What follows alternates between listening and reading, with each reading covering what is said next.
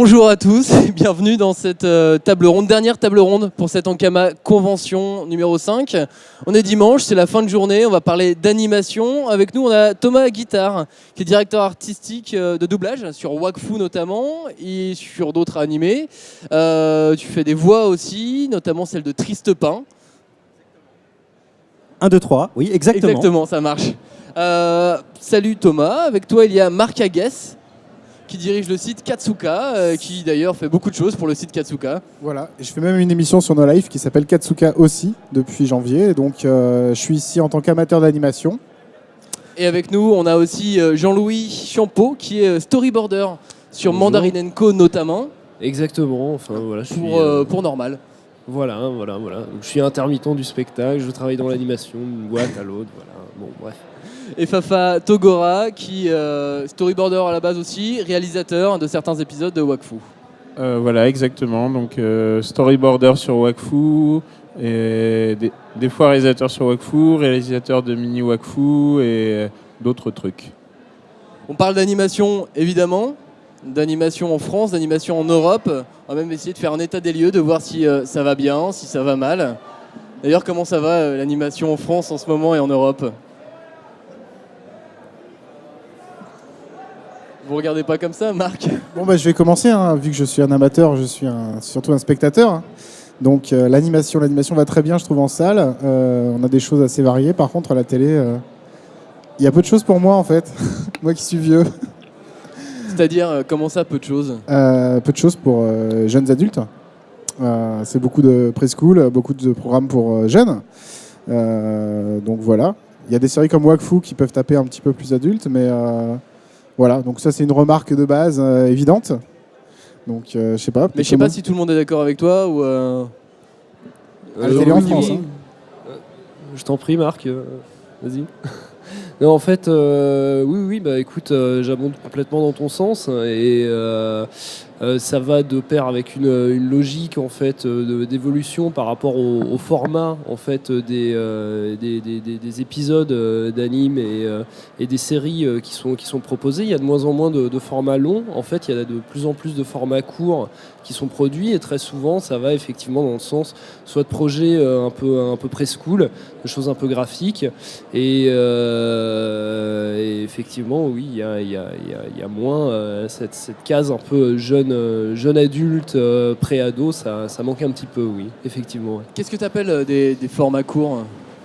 Écoute, il y a un format de base traditionnel qui parle beaucoup à notre génération, qui est le 26 minutes, qui est celui avec lequel on a un peu tous grandi, qui est le format de Albator, entre autres, et tous les animés japonais qu'on a... Enfin, pour la plupart, tous beaucoup regardés dans les années 80 et au début des années 90. Voilà, tu souris, tu acquiesces. Et en fait, ce qui se passe, ce qui a tendance à se passer très dernièrement, c'est qu'une grosse partie de la production d'animation, c'est-à-dire le fait de faire de l'animation, est rapatriée donc en France, en Europe, grâce à différentes techniques, notamment le flash, le After Effects, et ça a un impact aussi sur le type de production et sur le format qui est produit. D'accord, mais finalement, j'ai jamais eu l'impression, en France et en Europe, dans les productions françaises et européennes, qu'il y a eu des choses vraiment destinées en télé aux jeunes adultes. C'est vrai que contrairement aux Japonais, on a rarement fait des séries plutôt pour jeunes adultes. Par contre, on a eu des séries à suite à une époque. Ce que font les Japonais depuis toujours. Hein. On a fait des séries avec eux d'ailleurs, comme Les Cités d'Or ou Ulysse 31. Et c'est un peu aussi ce qui nous manque, hein, c'est les séries longues et les séries qui se suivent avec un fil, une histoire, quelque chose d'haletant, des grandes aventures. Donc ça manque un peu, je trouve. Et, c'est vrai. Tout à fait. C'est vrai. Il y a assez peu de projets feuilletonnants voilà. qui sont produits en Europe, mais ça a beaucoup aussi à voir avec des demandes des diffuseurs. Hélas, c'est le problème du format télé tel qu'il est pratiqué et de la production d'animation en France dont il est question. Après, ça, on peut en débattre évidemment. Mais moi j'ai le sentiment aussi que peut-être par rapport aux chaînes de télé, certaines imposent certains, pas formats, mais on va dire conditions au sein même de la production, c'est-à-dire limiter ou ne pas faire de scènes de destruction urbaine. Enfin, il y a énormément, j'ai l'impression on va dire, de limitations artistiques qui brident un peu peut-être la créativité des auteurs français, parce que peut-être une certaine peur de certains dérapages ou d'être responsable de soucis, on va dire, sociologiques avec des enfants qui pourraient ne pas très bien se comporter, etc. En prenant exemple sur un dessin animé. Et est-ce que, j'ai l'impression qu'aussi, ça joue sur le feuilletonnant et la créativité, et peut-être que les formats courts et aussi le fait de faire des séries plus preschool, en fait, ça assure aux producteurs français de ne pas avoir de soucis de ce côté-là. Plutôt que de faire des séries adultes où effectivement des thématiques plus dangereuses, on va dire, pour les chaînes, pourraient être abordées. Enfin... Mais sans compter ces problèmes de cible, on peut dire ça comme ça, les séries proposées sur les canaux hertziens, elles sont bien ou pas? En termes de qualité, en termes d'attrait? Je dirais que ça dépend des possibilités qui sont permises aux créatifs. Et quand on leur donne un peu la marge de faire ce qu'ils ont envie, ça peut quand même parfois donner des résultats intéressants. Il y a l'exemple de Wakfu. Et puis c'est vrai qu'il y avait aussi des tentatives comme Aubane sur... série sur laquelle Thomas a travaillé, qui reprenait un petit peu cette logique de feuilletonnant, de grande aventure, et qui tablait sur un public un peu plus adolescent, jeunes adultes. Donc c'est vrai qu'il y a des volontés, il y a quelques exemples que j'ai pas vraiment vus, mais comme je m'intéresse quand même à l'animation, il y a eu des tentatives, comme par exemple avec Valérian, je sais pas jusqu'où c'est allé. Mais c'est quand même tiré d'une BD de Mézières qui a du potentiel. Mais typiquement, le problème avec Valérian, c'est que ça avait du potentiel, mais c'est jamais passé sur France 3. Donc c'est jamais passé à la télé. C'est passé sur France 4. Et c'est aussi le problème qui arrive, c'est que des fois, il y a des séries un petit peu ambitieuses qui sont produites, comme Valérian et Laureline, ou Delta State il y a quelques années. Et en fait, les chaînes, quand elles voient les séries arriver, elles se rendent compte que ça ne correspond pas pile poil à la cible de la case jeunesse, etc. Elles décident de ne pas les passer, et ce qui est un peu dommage. Ou alors, c'est des histoires peut-être de directeurs de jeunesse qui ont changé, qui font le projet. Mais il y a eu comme ça des exemples de séries qui ont été produites, financées par des chaînes, et qui finalement ne les ont pas diffusées comme prévu, ou alors sur une autre chaîne moins visible. Et pour Valérian, c'est typiquement l'exemple. C'est passé sur France 4, alors que c'était prévu sur France 3. Donc, c'est pas du tout le même impact. Alors que c'était une série franco-japonaise, assez ambitieuse techniquement, qui est pas dégueu d'ailleurs, techniquement. Donc voilà, Par rapport... en fait, Valérian et Aubane, c'était presque un peu la même époque, je crois, au niveau de la production. Et je me souviens que France 3 avait énormément communiqué sur Aubane. C'était un peu leur série phare. Ils avaient fait beaucoup de trailers à l'avance. Ils l'annonçaient sur leur antenne pendant très longtemps. En mettant même, d'ailleurs, c'était assez audacieux, ils avaient même mis un générique moitié japonais, moitié français. Et donc, c'était quand même prendre des risques de montrer qu'il y avait une partie qui avait été faite au Japon pour une chaîne où, effectivement, ils n'avaient pas trop l'habitude de passer de l'animation japonaise. Mais ils ont fait beaucoup de promos autour de la série. Et en fait, je crois que ça n'a pas si bien marché que ça. Au niveau des résultats, peut-être de l'audience ou de ce qu'ils espéraient. Ça a peut-être bien marché, mais peut-être pas à l'endroit où vous voulez amener la série. En fait, c'est peut-être pas aller assez loin. Et peut-être que, justement, comme là, ils avaient pris un risque de miser sur une série feuilletonnante et que ça n'a pas eu le succès escompté, est-ce que peut-être que ça a eu un impact sur les productions qui ont suivi? C'est-à-dire que si ça avait été un gros carton, ils se seraient dit, c'est bon, finalement, le public est prêt à recevoir ce type de série, il n'y a aucun problème.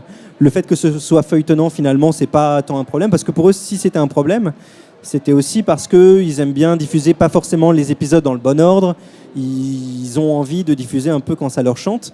C'est une souplesse pour eux en fait de programmation. Et là, du coup, ça impose peut-être une rigueur plus importante de faire quelque chose de feuilletonnant. Donc voilà, peut-être que ce côté-là a bloqué les choses. C'est vrai qu'au niveau du feuilletonnant, ça doit effectivement beaucoup jouer parce que au début de Wakfu, qui est quand même très différent.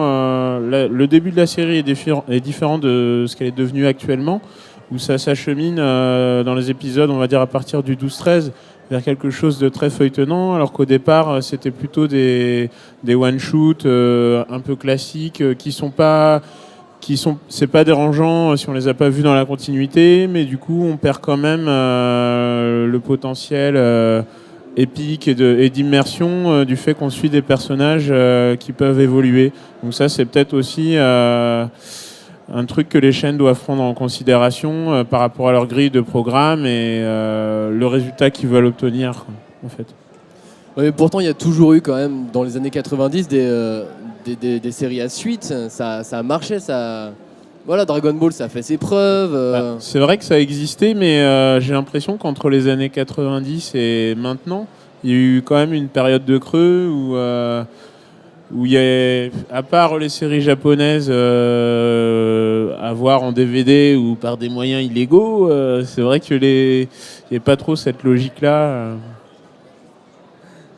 Excuse-moi, je voulais juste aussi revenir sur un aspect aussi qui est vraiment à mon avis particulier concernant ce type de série, que ce soit si bien les Chevaliers du Zodiaque ou Dragon Ball ou enfin toutes les séries qu'on a en tête, c'est qu'il y avait vraiment une case de diffusion qui pouvait permettre une espèce de rigueur comme ça, de régularité dans le feuilletonnant. Et c'est vrai que maintenant, comme les programmes jeunesse ont vraiment tendance à être bombardés, on va dire grosso modo le matin, et que de faire un espèce d'omnibus de programmes comme ça, avant entrecoupé de pubs, maintenant sans pub, du coup sur le service public. Mais c'est un peu plus compliqué à mon avis pour les diffuseurs au vu de leur choix en fait d'exposition de l'animation, de pouvoir effectivement pouvoir prendre ce type de risque et de rééditer ce genre de choses. Je crois qu'il faut absolument citer le Club Dorothée, parce qu'on a grandi avec. Et le Club Dorothée, au-delà on va dire de ce qu'il y avait autour des séries, c'était quand même un rendez-vous hyper marqué. C'était genre toute la journée du mercredi, c'était toute l'après-midi. Enfin, en gros, c'est une case de diffusion dont la mise en avant était énorme sur la chaîne de l'époque. Et donc c'est aussi pour ça, je pense, qu'on a eu la chance d'avoir accès à à ce programme qui présentait des séries japonaises de manière hyper forte. On en avait toute la journée. Et aujourd'hui, c'est vrai que les créneaux jeunesse, c'est plus super tôt le matin. Il y a des séries même qui ne passent que le dimanche matin à 7h du matin. C'est n'importe quoi. Quasiment plus aucun créneau jeunesse. Les jeunesse se sont réduites et en tout cas sont passées à des horaires moins forts. Donc du coup, il y a peut-être moins d'ambition aussi par rapport aux chaînes. Et en même temps, je pense que si le Club Do a marché, c'est à cause des séries japonaises. C'est grâce à ça que le Club Do a pu rester à l'antenne à ce niveau-là. Et une fois qu'il y a eu, on va dire... Certaines personnes ont voulu voir moins de dessins animés japonais à la télé avec les quotas ou des histoires politiques. Ça a disparu. Je pense que les séries qui sont arrivées après avaient moins de force. Et donc voilà, tout ça fait que je pense que le rendez-vous animation à la télé aujourd'hui, il est quand même plus discret que les opportunités sont plus moindres qu'à l'époque, quoi. C'est vrai, je pense qu'on peut se poser la question en fait de l'exposition et du choix en fait des diffuseurs. De la place de l'animation, en fait, du credo animation, qui est, je veux dire là, majoritairement quand même cantonné à soit du preschool ou du jeunesse, ce qui est très bien. Je veux dire, il y a des programmes vraiment très qualitatifs et de très bonne facture sur ce créneau-là. Mais c'est vrai que ça la cantonne un peu un espèce de genre maintenant, une espèce de façon de faire. Et c'est vrai que du coup, ça a tendance à devenir un peu unilatéral. C'est comme si... pour prendre le contre-pied, si tout le monde se mettait à faire du sous Totally Spies, ou voilà, pour entrer dans une espèce de truc comme ça un peu japonisant mais pas trop, voilà. Mais d'autant j'ai l'impression qu'il n'y a jamais eu autant de production, autant de boîtes d'animation maintenant en France et en Europe. Moi, jamais autant de chaînes de télé qui diffusent que du dessin animé. Ouais, moi je voulais juste faire une parenthèse par rapport au Club Dorothée dont on parlait, et je rebondis sur ce que tu dis. C'est qu'il n'y a pas longtemps, on revoyait Dorothée qui faisait sa promo et qui était en interview, et les gens lui reprochaient en disant mais pourquoi vous avez passé tous ces dessins animés japonais complètement débiles, et elle disait mais si on les passait, c'est qu'il n'y avait rien en France, il n'y avait pas de dessin animé français, donc en attendant que nous on mette des structures en place pour remplacer ces vilains dessins animés japonais par des bons dessins animés français, enfin c'est un peu son discours sous-jacent, il a bien fallu qu'on passe quelque chose. Et bon, ça a cartonné. Mais alors peut-être aussi que si on suit sa logique, ça voudrait dire que les dessins animés japonais ont été chassés justement par la production française et que du coup, comme il n'y a quasiment plus de dessins animés japonais, c'est logique du coup qu'il y ait vachement plus de production française pour remplacer ce qu'il y avait, même si en soi les créneaux de diffusion sont moindres. Mais je pense que le savoir-faire et les envies de production sont peut-être pas aussi toujours exactement les mêmes. Après, effectivement, c'est vrai que de la part du public, il y a aussi un certain nombre d'attentes et je pense qu'il reste très certainement à combler. Sinon, pour revenir à l'état de la production en général, je pense que, enfin, je travaille pas dans le milieu de l'anime, mais il me semble qu'aujourd'hui, quand on veut produire une série d'anime en France, il faut penser à l'international. Il y a d'énormes contraintes. Souvent, les scripts sont faits même par des Américains. Donc, je me demandais justement, toi qui as travaillé sur Mandarine & Co, Oui, c'est adapté d'une BD française. oui, Donc, voilà, exactement. Ouais. je voulais juste, par exemple, on va peut-être faire. On va attendre que la Voilà, dame ça ait va être un fini. peu compliqué. Voilà, on va faire une pause. Voilà. Donc je me demandais, continuer. toi, par exemple, sur Mandarine & Co, qui est typiquement l'adaptation d'une BD française, donc plutôt un truc destiné pour le public français, comment tu t'as ressenti le fait qu'il fallait peut-être vendre la série à l'étranger, ou alors justement parce qu'elle était faite en After Effects, ça coûtait moins cher, du coup on avait peut-être moins besoin de partenaires, etc., et plus de liberté, je sais pas. Enfin, Alors, sur une série comme Mandarine, l'idée effectivement c'est de relocaliser toute la chaîne de production et c'est un mouvement qui n'est pas seulement initié par le studio normal mais aussi par plusieurs studios. Je pense que c'est vraiment une tendance en ce moment de chercher à relocaliser l'animation en France et ne plus la sous-traiter. Un très bon exemple c'est aussi Ankama à Roubaix qui travaille avec toutes ses équipes d'anime voilà, pour faire les épisodes qu'on peut voir sur France 3 et France 4 le week-end le matin. Et donc par exemple sur Mandarine, c'est vrai que ce qui est assez cocasse, c'est que c'est quelque chose, c'est un produit, on va dire, à l'identité visuelle quand même relativement fort. Donc on voit très clairement qu'on est dans une espèce de tradition comme ça, graphique, plus ou moins franco-belge, avec des personnages avec des gros nez et tout. Et il y a un espèce de ton qui est développé dans la série qui est quand même assez typiquement français. Donc ce qui est un peu astreignant de temps en temps, c'est qu'effectivement on est obligé de gommer certaines petites références qu'on voudrait pouvoir se permettre justement pour ces contraintes de vente à l'international. Par exemple, la fameuse contrainte sur l'écriture, c'est-à-dire qu'on ne peut pas montrer à l'image quelque chose qui soit écrit ou alors qui ressemble à une langue écrite pour pouvoir l'exporter, effectivement, même dans des pays qui ne bénéficient pas d'un alphabet romain comme celui que nous on connaît. Voilà. Et alors, moi j'ai une question et en même temps pour rebondir sur ce que tu dis, on voit que les séries japonaises comme Naruto, c'est hyper ancré dans la culture japonaise, même si c'est adapté, fantasmé. Il y a des ninjas, des trucs. Alors on peut dire que les ninjas sont passés un peu à l'international parce que dans les années 80, les Américains aimaient beaucoup faire des films de ninjas un peu kitsch. Ils étaient mis à toutes les sauces, alors on peut se dire voilà, c'est passé. Mais malgré tout, on voit une série par exemple comme Ranma 1/2. Voilà, Ranma 1/2, c'est hyper japonais, les gags, c'est de l'humour japonais, et pourtant ça a cartonné aux États-Unis, ça a très bien marché en France aussi, et on n'a pas réadapté toutes les blagues en disant, je sais pas, en faisant des références à la culture camembert française en remplaçant des ramen. Enfin, bon, on sait que le Club Dorothée ont modifié les dialogues, mais ça c'est encore autre chose. Mais malgré tout, c'était très ancré et ça n'a pas empêché le succès. Donc, est-ce que les Français ne se limitent pas ? Est-ce que c'est une vraie certitude que ça se vend pas à l'international quand on ne laisse pas de référence, ou est-ce que c'est juste par souci de sécurité en fait ? Je serais tenté de dire que c'est pas un vrai problème déjà avec les exemples que tu as donnés, et puis il y a aussi les exemples des dessins animés américains où tu peux prendre des trucs comme les Simpsons ou Family Guy ou enfin plein de séries qui sont très ancrées même dans un contexte très temporel américain, et on peut quand même les regarder et se marrer. Alors bien sûr on saisit pas toutes les références, y a des choses vraiment dans les Simpsons, je trouve, qui sont vraiment liées à la culture télévisuel, politique, donc c'est vraiment des choses pas compréhensibles pour nous, mais la force du dessin animé et du récit fait que ce genre de choses peut passer, tout comme prenez l'exemple de Naruto, ça peut même être une valeur ajoutée parce que du coup ces petites incompréhensions elles gagnent un peu une petite valeur exotique parce qu'on connaît pas et c'est un contexte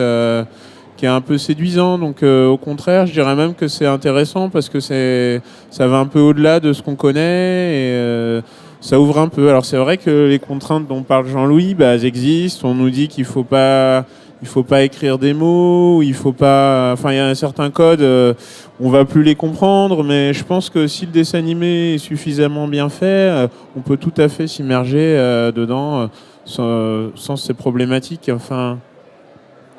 En fait, je voulais juste revenir sur ces histoires de contraintes. Très fréquemment, c'est des choses auxquelles on est confronté vis-à-vis des coproducteurs et vis-à-vis des diffuseurs. C'est des demandes explicites. C'est pas des choses qu'on cherche à s'interdire en se disant ah oui, mais du coup, si jamais on dit que Mandarine & Co ça se passe à Clermont-Ferrand, du coup, les Anglais en voudront jamais. Non, c'est pas la logique. On est souvent astreint à ce genre de choses.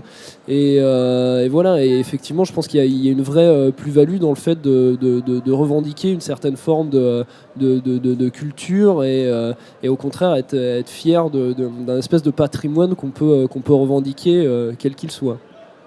Ça c'est pour la télévision, mais il y a aussi le cinéma.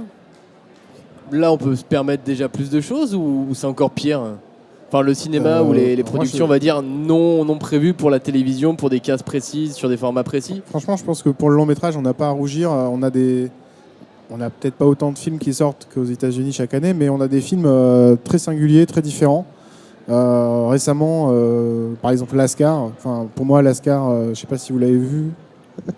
C'est presque un film d'animation unique au monde pour moi, dans le sens où c'est une sorte de mini blockbuster d'action-comédie. Et c'est un genre qui est assez rare en animation, au cinéma, je trouve. Les Japonais font beaucoup de fiction, de science-fiction, des choses comme ça, mais un truc urbain, un truc qui se passe de la vie de tous les jours, avec un truc assez accessible et populaire en fait. Et donc il y a ça, il y a Persepolis. Là, en l'occurrence, les Lascar en plus c'est très francophone, voire même très oui, français. Oui. D'ailleurs même, je sais pas si en province ça a moins marché qu'à Paris. On peut voilà. Et donc il y a, je sais pas, Lascar, Persepolis, les films de Folle Image. On a il y a quelques années, on a fait des expériences genre Renaissance en 3D, qui était assez conventionnelles, mais quand même assez osées au niveau de l'esthétique, faire un film tout en noir et blanc, hyper tranché au niveau justement de la gestion du noir et du blanc. Enfin, et là, il y a l'Illusionniste qui sort, il y a le Chat du Rabbin. Tous ces films sont différents, et moi, je suis assez fier de ce qu'on sort en France, au cinéma en tout cas. Mais il n'y en a pas tant que ça au final. Ouais, on en sort quand même au moins 2-3 par an, mais il y en a plein qui passent peut-être plus inaperçus, des films jeunesse. Il y a eu Kiriti qui est sorti il n'y a pas longtemps. Donc on bosse aussi pour les Américains pas mal sans le savoir. Là, il y a Universal qui bosse avec le studio MacGuff. Ils vont sortir un film qui s'appelle Moi moche et méchant à la fin de l'année. Ça sera estampillé Universal, USA, tout ça, mais en fait c'est entièrement animé en France. Donc il y a aussi une French Touch qui est vachement appréciée. Donc il y a beaucoup de Français évidemment qui travaillent aux États-Unis, avec l'école des Gobelins, prestigieuse, etc., Super Infocom.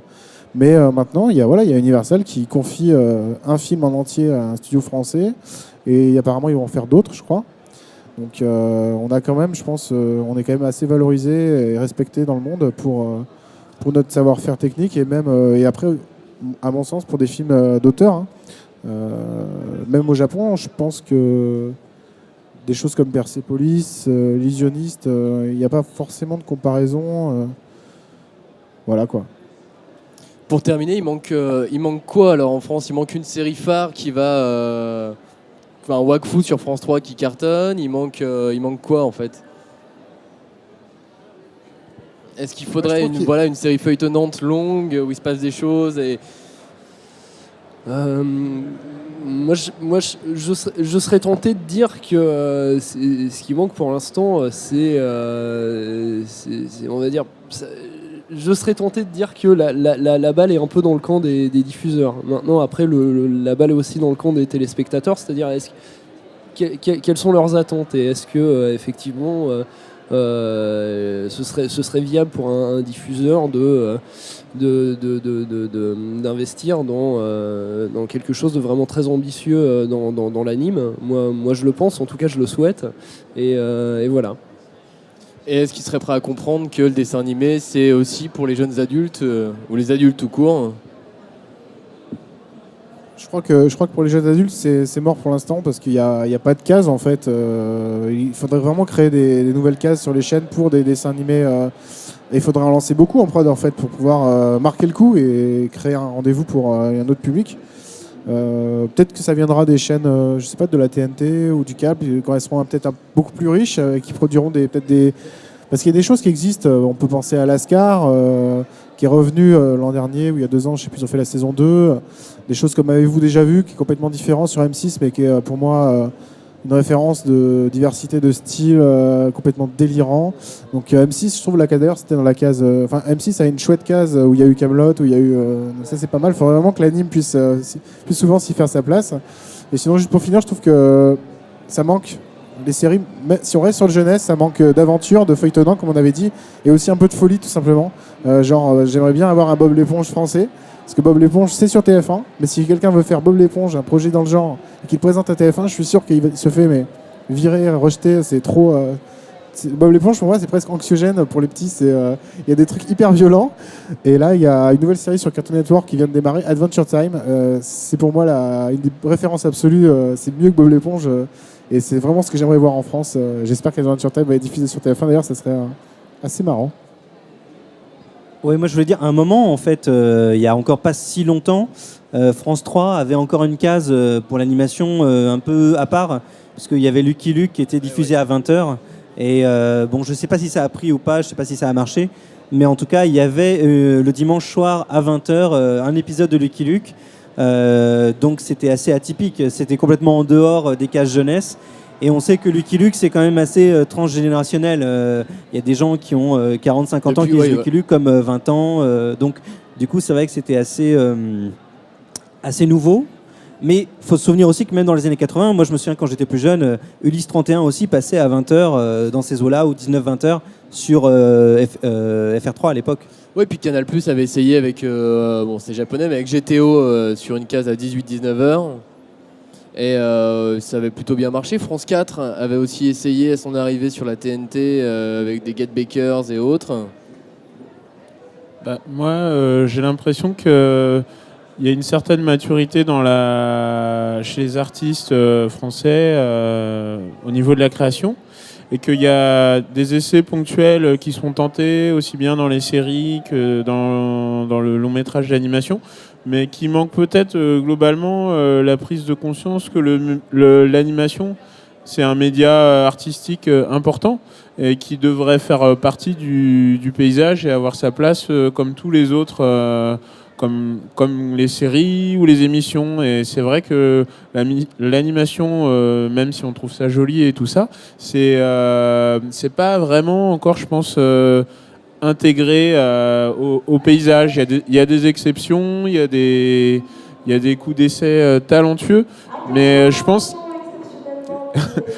qu'il faudrait que ça fasse vraiment partie intégrante de la création française, quoi, en fait. Parce que c'est marrant, parce que quand les chaînes parlent de films d'animation, comme je sais pas, Danse avec Bachir ou Persepolis et compagnie, ils sont ravis, ils trouvent ça génial, etc. Et comment dire ? Là, tu dis, en fait, j'ai l'impression que la frilosité, c'est au sein des séries télé, parce que en animation au cinéma, les chaînes elles sont à fond, elles trouvent ça génial. Alors peut-être que c'est parce qu'elles en diffusent pas. C'est vrai que c'est assez exceptionnel les films d'animation à la télé Mais les films d'animation dont on parle, c'est quand même des films qui ont, entre guillemets, ils ont gagné des galons de vrais films, à savoir Persepolis ou même Vas avec Bachir. C'est des films qu'on a pu voir à Cannes, c'est des films sérieux. Oui, et puis la com presse en tout cas a été faite autour et tout le monde en a entendu parler, donc ça leur fait absolument pas peur peut-être. Ouais, mais en même temps, ce qui est vrai, ce qui est dommage, c'est que c'est bizarrement, on voit à la télévision quasiment tous les films qui sortent au ciné, on les retrouve à la télé à un moment ou un autre sur une chaîne du câble ou hertzienne, les films américains, etc. Mais les films d'animation, c'est extrêmement rare qu'ils se retrouvent à la télévision. Et même les Disney ou les Pixar, quand TF1 arrive à en sortir un à Noël, il faut s'estimer heureux parce qu'il y en a très peu. Là, on a de la chance, on a eu un cycle Miyazaki sur Arte, donc c'était génial. Mais c'est quand même, il y a peu de chaînes qui prennent ce genre de risque. Des chaînes non payantes, Ça j'entends. fait vraiment bizarre en plus en arrivant sur Arte, tomber sur un dessin animé, on fait je suis sur le câble, je suis allé trop loin. Et on n'a même plus l'habitude du tout. C'est ça qui devrait redevenir un peu normal, de se dire qu'on peut voir des films de qualité comme ça, ou des séries de qualité, sans se dire que c'est un ovni. Comme Wakfu, on se dit que Wakfu, ça marche. J'ai l'impression que ça marche bien actuellement, mais finalement, c'est une série qui s'inscrit dans une certaine tradition. Et il y a plein de séries qui ont cette potentialité. Et si on poussait un peu ça et que ça existait vraiment, ben, ça enrichirait vraiment la qualité des programmes. Justement, pour finir, comme tu parles d'Ankama, de Wakfu, moi, ce que j'espère, en fait, c'est qu'Ankama puisse produire d'autres séries qui marchent bien à la télé, pour que finalement, il puisse y avoir... les gens associent en fait un certain style d'animation, une qualité d'animation à un studio, à un nom, à Ankama. Parce qu'en fait, ce qui manque en France, je pense, et en Europe, c'est peut-être des studios forts. Parce que aux États-Unis, au Japon, on a des studios très connus. Il y a Ghibli au Japon, il y a Pixar, Disney aux États-Unis. Il y a des chaînes de programmes jeunesse très connues comme Cartoon Network, Nickelodeon. Et en France, en fait, on n'a pas de studio. Il y a peut-être que Folle Image, mais c'est encore assez confidentiel, je trouve, de studios forts qui puissent finalement que les gens puissent à un moment donné reconnaître et que les gens, il y a une certaine demande finalement, que les gens puissent s'identifier et avoir. Et je trouve que parce que souvent les studios se montent le temps d'un film, ensuite les gens partent, c'est le système des intermittents. Et les studios qui essayent de fidéliser un petit peu, alors je sais pas, peut-être Jean-Louis, il y a quoi? Il y a Folle Image, je suis bien content, mais ils sont pas très connus encore. Il y a une tentative là avec Otoshoni, là, le studio qui est à la base de la production du Chat du Rabbin. Donc apparemment ils essayent de monter une structure, de fidéliser un peu une équipe et il me semble qu'ils sont repartis, mais tu as peut-être plus d'infos que moi là-dessus sur la production d'un ou plusieurs longs métrages. Ils ont plusieurs projets, enfin ils ont envie de donner en tout cas de montrer qu'il y a une touche Otoshoni et qu'ils puissent enchaîner plusieurs productions un peu dans le même genre. Et ça, je trouve que c'est super bien, quoi. Parce que l'animation, les gens ne savent pas qui fait l'animation, qui sont les artistes, qui sont les studios. C'est au coup par coup, quoi. Donc c'est un peu dommage, je trouve, qu'on n'ait pas une marque forte comme ça. Oui, bien sûr, mais ça viendra peut-être aussi avec le temps et avec, on l'espère, le renforcement financier de tous ces producteurs. On va devoir se quitter. Je vais reposer la même question qu'au début. Au final, comment elle va l'animation en France? Au final, pas si mal. Au final, pas si mal. Merci.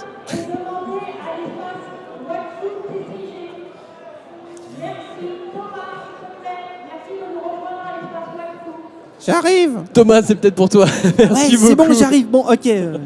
C'est l'heure de se quitter. Merci à vous. Vous allez retrouver toute cette table ronde sur ankama.com comme toutes les tables rondes qui ont eu lieu ce week-end. Merci à vous tous. Merci. Merci.